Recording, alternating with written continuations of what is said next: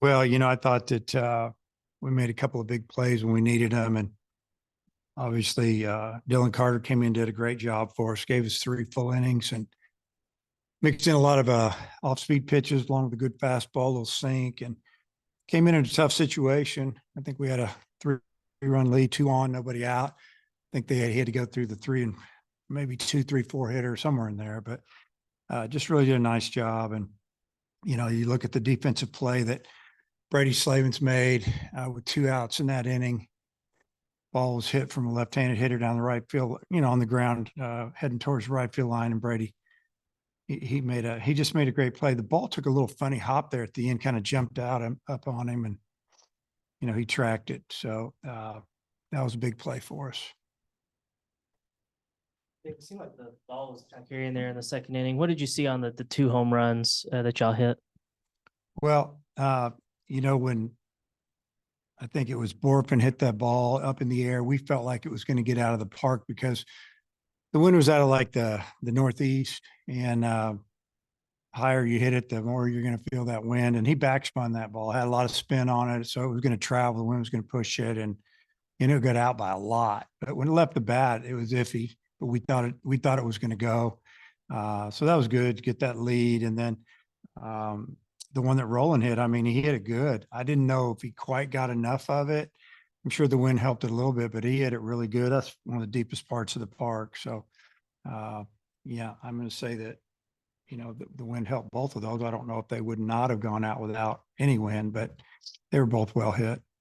And I think this is Dylan's 4th appearance in the last 6 games for y'all. Is that kind of a role you envision him having, a guy that can pitch frequently like that?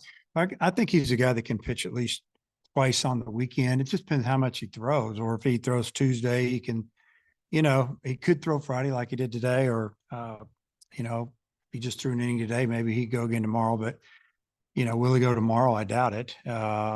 Sunday, probably not, but you never know. We'll see how it goes. Hagan had 20 pitches in the first inning, and then the 5th inning, they finally broke through and got some hits against him. But it seemed like he really found a groove there in the middle. And just how do you evaluate his outing and just what all you saw from him? Kind of what you said, he threw a lot of pitches in a couple innings that got his pitch count up. He walked 4, had a couple of full counts, and, they got a big 2-out hit that, that 5-run lead was gone, and all of a sudden it's only 3. And then they got another big 2-out hit the next inning. Wasn't off Hagan, but that's kind of the way the game works a little bit. But I thought he had good stuff. I think probably maybe the 4th inning might have been his best, 3rd or 4th.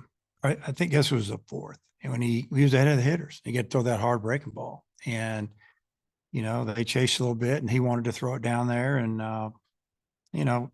he just needs to put more of those type innings together. If he does, he's going to give us 7 or 8 innings, and that's what we'd love.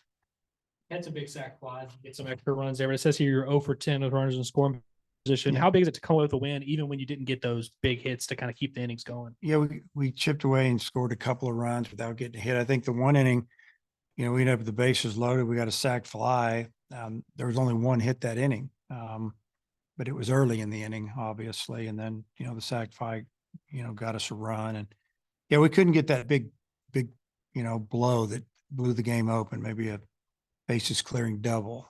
We've gotten a lot of those hits this year. Sometimes that's just the way it goes. But, I was really, really glad to see that, we kept fighting and finding a ways to put a little pressure on them. We used a little bit of their bullpen as well. On Friday, the more pitchers you can get up in the other team's bullpen can be a plus maybe tomorrow, or for sure on Sunday.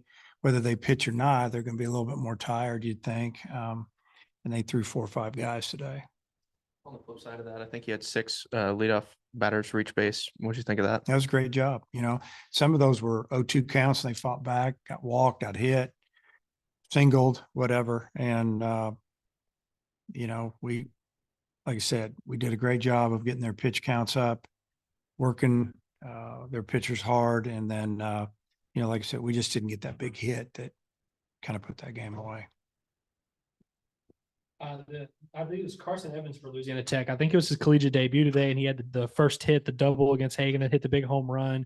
What do you make of a freshman making of his debut, and then it just has 2 big hits like that? Yeah, he's strong. I mean, he's really put together, big kid, and they probably just felt like they wanted that right-handed bat in there against the lefty, but then, he ended up hitting a home run off a right-hander. And the first pitch, he jumped that fastball. Probably looked like it was down the middle end. And I mean, that ball stayed straight. He hammered it. So.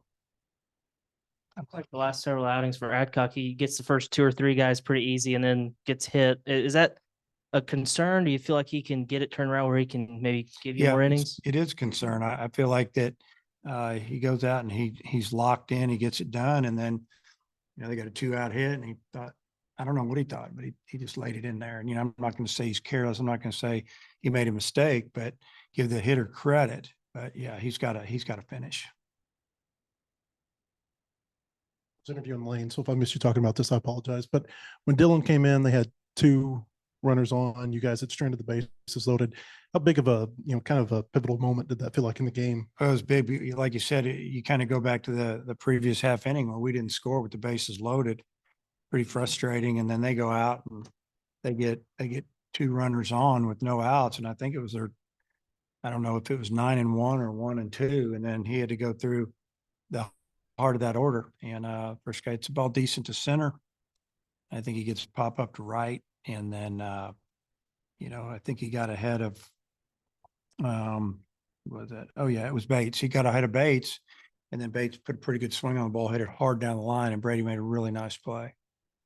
Show a little bit less velocity than you guys were expecting from him tonight. Yeah, a lot. Like maybe, he got up to 89 there in the 4th or 5th, at least on the board. I don't know what it was, but we thought he was going to sit 89 and go about 92, 93. And so we were a little confused early. Were those like fastballs, or was he throwing a lot of change ups? And then we kind of figured it out that he'd settled in on about 87, 86 with a 77 mile an hour breaking ball all the way up to 80. And at least that's what it said on the board. So I thought our hitters did a nice job of putting together some good swings, scored 4 in the second and, 1 in the third.